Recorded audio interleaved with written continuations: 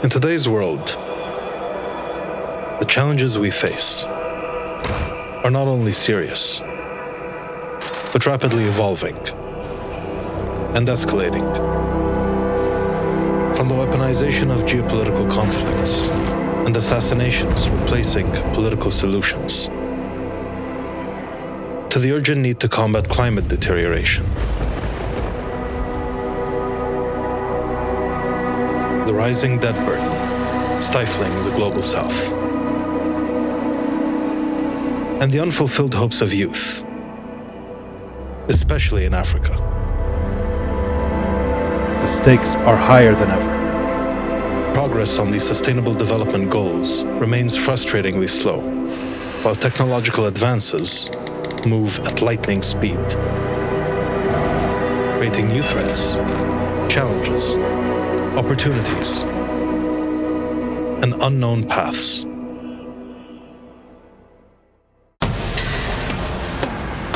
Egypt, like many nations in the global south, stands at the center of this upheaval. As an Arab, Mediterranean, African nation, a member of BRICS, and, above all, the global south, Egypt is deeply intertwined in these global dynamics. The urgency to track and respond to these shifting challenges and opportunities is undeniable. This is why we are here today. The CAIRO Forum, our first annual conference, seeks to bring together major international think tanks to collaborate, analyze, and engage in an ongoing dialogue about the state of our world. Our aim is to develop solutions at the national, regional, and global levels to navigate this complex landscape.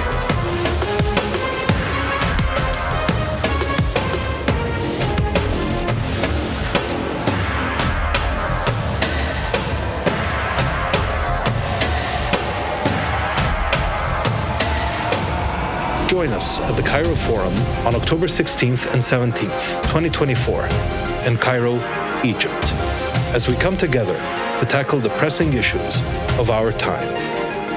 Welcome to Cairo.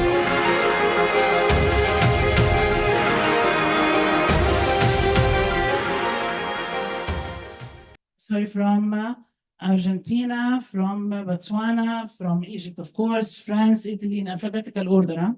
France, Germany, Greece, India, Italy, Morocco, South Africa, Tunisia, United Emirates, United States, and also Senegal.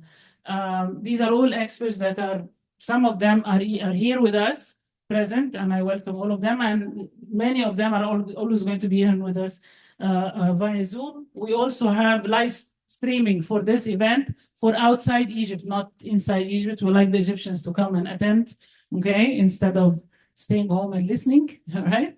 But for the outsiders, we do have live streaming actually almost all over the world. ECES is a non-governmental organization which is specialized in research. The name carries Egypt. Egypt is in our heart and mind and everything. But our work is not only focused on Egypt. And about 5 years ago, we started to have some strong footprints in all international arenas and attending and contributing. And we very much would like to have Egypt as part of this entire international debate. And since I mentioned ECES, very quickly, we're going to show you another very small video about ECES. They say picture is much stronger than words. So in just 1 minute, you'll see what we've been doing for the last 30 some years, which is when ECES started back in 1992.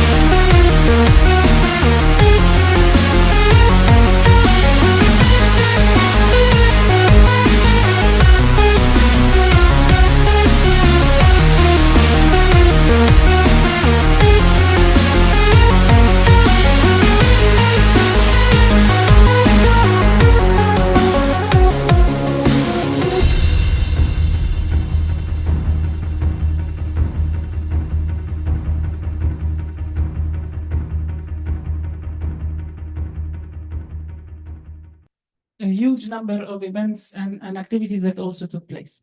To finish, I would like to thank very much the ECS family for all the work they've done in order to make this event possible, and hopefully up to all the standards and taking care of every minute details. I want to thank CIB for its financial support for the event.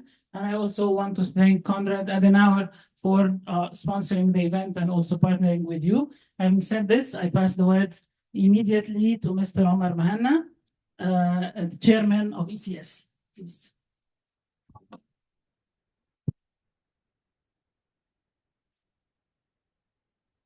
Good morning, in fact. Mr. Steffen Krueger, Mr. Symeon Tsomokos, other guests, friends, and colleagues. It is my distinct pleasure to welcome all of you to this significant gathering, the CAIRO Forum, the first international event hosted by ECS, and we are excited to announce that starting next year, this will become an annual event, right? A special welcome to all participants who have traveled from abroad to be with us in Egypt, and a warm greeting to those joining us via live stream. I believe we can all agree that we are navigating a period of great uncertainty, if not unprecedented disruptions, or rather profound upheaval and crisis, no matter where we find ourselves on this planet. As an active voice in the global South, we at ECS understand the responsibility we bear, not only to address these challenges at Egypt's national level through our research efforts, but also to engage in and contribute to international dialogue, helping reshape the global discourse. This is precisely why the CAIRO Forum was conceived. We gather here today not only to discuss, but to seek tangible, actionable pathways to tackle the critical issues facing us all. Through rigorous analysis and collaborative debate, our aim is to chart new courses that lead to a more just, prosperous, and sustainable future for generations to come. I want to express my deepest gratitude to each of you for being part of this important effort. Your presence and contributions are truly invaluable. Let us make the most out of this opportunity to engage ideas, challenge assumptions, and work together to shape a better tomorrow. In closing, I invite all of you to continue this journey with us, not just today, but in the months and years ahead. The work we do here is vital, and the connections we forge are essential to creating the impact we all strive for. Therefore, I'd like to thank you, and I look forward to the fruitful discussions and collaborations that will emerge from this forum. Thank you. Thank you, Omar. Mr. Steffen Krueger. Thank you. Dear members of the Egyptian government, dear members of the Egyptian parliament, members of the diplomatic corps, dear chairman of the Egyptian Center for Economic Studies, dear president of the Delphi Economic Forum, dear experts, dear guests, also who are joining us online. Today is a special moment for me because I'm speaking for the first time as the director of the Konrad Adenauer Foundation in Egypt to you. We just got our approval to work fully in Egypt, and this is our first event. Thank you, Abla, and I wanted to thank you really on this at this occasion. As you probably know, the Konrad Adenauer Foundation is a think tank working globally in more than 100 countries worldwide on political economic development. And we just opened the office in CAIRO here in Zamalek to support and foster bilateral cooperation between Egypt and Germany, but as well as our other country offices and the European Union. So I wish you a very warm welcome and would like to thank you all and also people joining us online for your interest in the first CAIRO Forum, a conference which I think, thanks to Abla, has been, and the Egyptian Center for Economic Studies, is already a success because we have such an intense and interesting program. So I'm glad that we are one of the partners of this conference. We are a political organization that has become in the leading think tanks list of the University of Pennsylvania, one of the top 15 think tanks worldwide. And we are trying to reach out to partners in our host countries, but also try to network and to combine our partner organizations worldwide. Our headquarters is in Berlin, and we cover topics on technology, science, political participation, artificial intelligence, security, innovation, and so on. For example, my colleagues in Washington and in Europe work currently on the transatlantic dialogue in preparation also for the upcoming elections. In Africa, we have a number of programs with political parties supporting youth groups. In Asia, we are covering digitalization, trade, and geopolitics. So in addition, we work regionally on climate, environment, and energy issues. And we have programs to support students and young groups in Germany as well as worldwide. Egypt, with its rich history and strategic location, has been always at crossroads of trade, culture, and innovation. So we have seen in a video different topics that define our moment today and what we are on our transformative journey toward a sustainable growth and prosperity. In recent years, Egypt has faced numerous challenges: economic fluctuations, social changes, and the impacts of global events. Yet amid these challenges, we have witnessed remarkable resilience. The government has implemented a number of reforms aimed at stabilizing the economy, attracting investment, and fostering a climate conducive to growth.